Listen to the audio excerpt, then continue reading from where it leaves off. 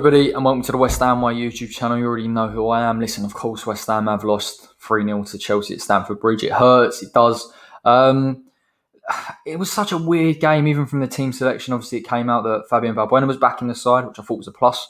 Mark Noble in the side instead of Said Benrahma was a strange decision. I thought we may persist with a 4-2-3-1, but of course it was the 4-5-1. I think it benefited Chelsea massively in that low block. I thought the midfielders were able to get forward. We saw the likes of Chilwell, in advanced positions on that left-hand side, getting crosses in as West Ham. We relinquished a bit of that width that we're used to defending, and I thought it suited Chelsea and it put us under a lot of pressure. And I think I feared for us. It was tough for us to get out. It was tough. We spoke about transitions and the pace that we have, and we didn't really see Jarrod Bowen in the advanced positions. Sebastian Haller obviously not having that natural pace to really try and hurt Chelsea when they were out of position. Certainly, you look at that goal they scored from the set piece, which I never would have thought the West Ham would have conceded.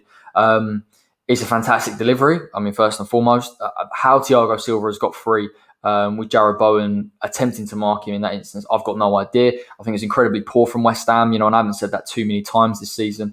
I would have banked on us being really solid from the set pieces, both defensively and offensively. But Chelsea got the better of us in that instance. And I think when we continued to sit back and Chelsea had a lot of the ball and used the width, I think West Ham couldn't really get out and hurt them, and we weren't creating chances at all. What I saw from that game is Moyes try and switch up a little bit, push Coufal and Cresswell into higher positions, and try and force that West Ham team a bit higher. Now, clearly that's risky because you've obviously got Fabian Balbuena on a Bonner. There's not a back three, but it did work to an extent. I thought West Ham were getting into more advanced positions, getting on the ball a little bit more, and looking to threaten and hurt Chelsea. But we never really got into that final third too many times. I think there was a chance from Sebastian Haller down that right-hand side when Kante slipped, and you'd be looking at someone like a Mikel Antonio to take advantage of that. Unfortunately, Haller's not really that type of player, and I think that lack of mobility really hurt us today in transition. I thought Fornals and Haller, it wasn't the right game for them. I said that Chelsea struggled to get back in that defensive shape because they had put on such a high press, and if we give them any opportunity to do so, Kante, Mason Mount, which we saw today, the work rate to get back and support their defence, that inevitably those chances would dry up, and they did. I thought Jarrod Bowen at points in that first half looked lively. He was coming central, trying to pick it up, trying to create something. And I think that's where West Ham was trying to get on the ball a little bit more in that final third. The goal, we can talk about the disallowed goal, for me is ridiculous. I mean, I'm not sure why VAR hasn't picked it up. Thiago Silva has simply slipped over, and it should have been a legitimate goal. I don't think it would have affected the result today because I think Chelsea were a better side, and I think the players that they could have to hurt us and the mobility was really what did for us in the end, from that Chelsea perspective. But certainly really disappointed not to get that. We come out for the second half, and I'm thinking, well, Moyes has got to change it surely because it's not working. We're not hurting them enough, and he doesn't change it until around the 65th minute, and he takes off Fornals instead of Said Benrahma, which I thought Fornals off him for Mark Noble. I thought Mark Noble should have come off.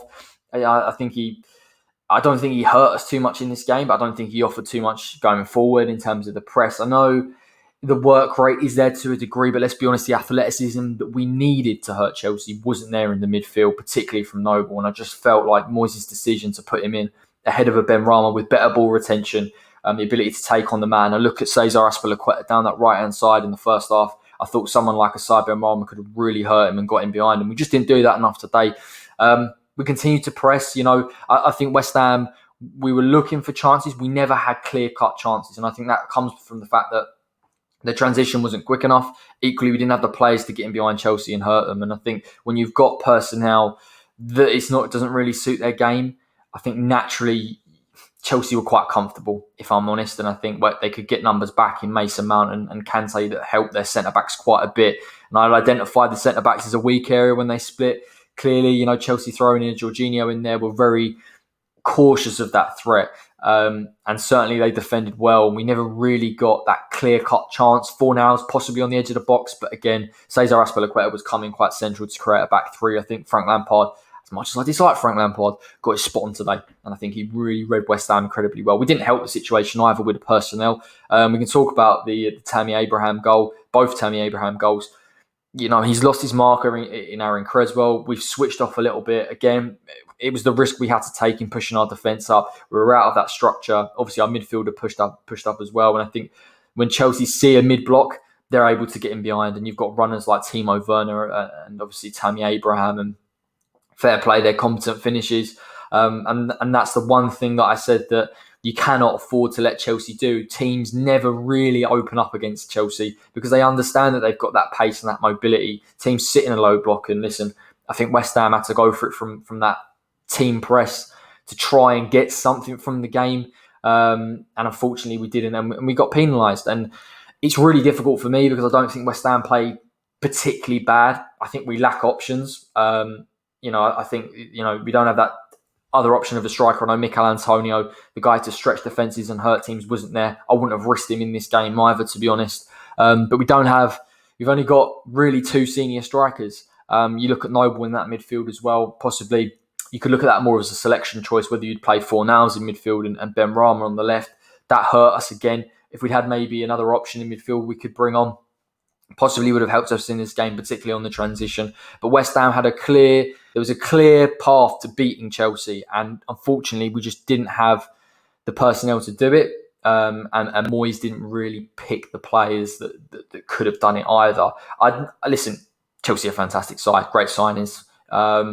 And I thought we did well for periods of the game. I'm not going to get too hung up on this result. I really wanted to beat him, but fair play. Listen, fair play. Especially I've got to say the work of the two number 8s, Mason Mount and Kante. There's a lot of pressure on those Chelsea 8s to defend and attack and join in and create overloads and sit in the spaces for the centre backs, and they both did it. But West Ham gave them the chance to do it. So yeah. Really, really, really gutted. But listen, we move on. We can all enjoy Christmas. Look forward to that Brighton game. That is the game that West Ham can impress themselves in, and certainly look to get 3 points. I don't want to speak too soon, but again, that's an opportunity to get things back on track. Obviously followed by that Southampton game, which is going to be tough. But listen, Chelsea for me, probably one of the toughest teams we've played this season, and certainly I think from a opposition managerial perspective, I think he got his spot on. That's all I've got to say about it. Drop a like on the video. Make sure you subscribe if you're new. And obviously, as you can see from the bottom on the ticker tape, if you're at this stage, we've reached 5K.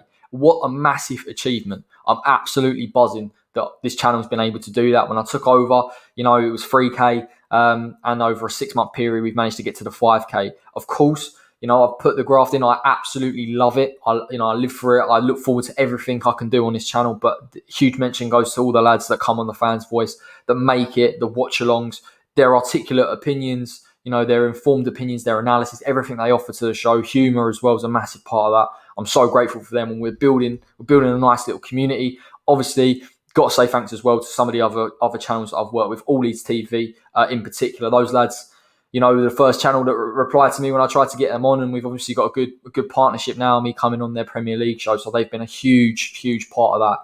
And obviously, I don't think I could have quite got to this level maybe without their input. So they're obviously a huge part. Craig from the Anfield Agenda, the list could go on. Hal from the Sheffield United Way, loads at Leicester Fan TV as well. They're really, really supportive. It's a great community to be part of. And thanks to all of you as well. Thanks to all of you that watch. I do appreciate it. I read your comments. Some of them are good. Some of them tell me to shut up. But listen, it's all part and parcel in it. I've got to take it in my stride. So thank you so much. Enjoy your Christmas. If I don't see you, I will get a predicted 11 out for the Brighton game, and how we can try and beat them as well before the game itself. So keep an eye out for that. And until next time, take care.